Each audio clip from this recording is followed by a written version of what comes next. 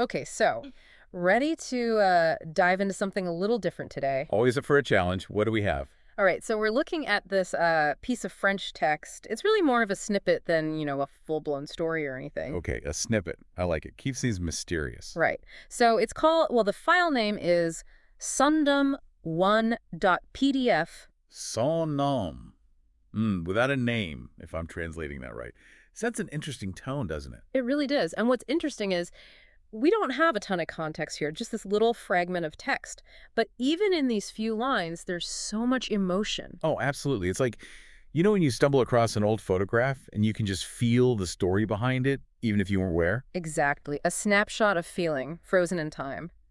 And speaking of feeling, one thing that really jumps out at me here is the repetition. There are these phrases that keep coming up, like, le ciel est noir. The sky is black. Literally speaking, yes. Right, the sky is black. But it's repeated several times, and then there's, je sais que tu reviendras. I know you will return. Now that's a phrase loaded with possibility, isn't it? Exactly. It could be hopeful, or maybe even a little desperate. It all depends on the context, the tone. That's the beauty of language, I suppose, especially when it's used like this. Repetition can amplify even the simplest phrase, like a drum beat driving the emotion home. What other repetitions are we seeing here? Oh, there's also s'éloigne, which translates to moves away. And this one pops up a few times too, almost like this constant sense of something or someone pulling away, distancing. Interesting. And that ties directly into another repeated phrase. C'est triste de dire au revoir. It's sad to say goodbye.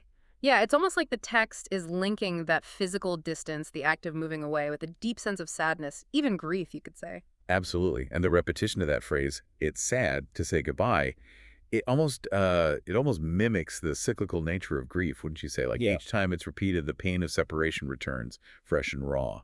Right? It's like a wave washing over the speaker again and again. And you know what else is interesting? Towards the end, there's this subtle shift. Le ciel est noir, that phrase. The sky is black, it comes back, but with one extra word added in. Mon ciel est Oh, noir. yes. My sky is black.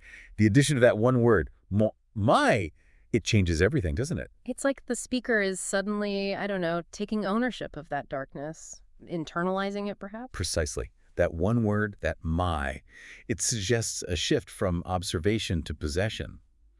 The speaker isn't just stating a fact, they're claiming an emotion as their own. So we've got all these layers.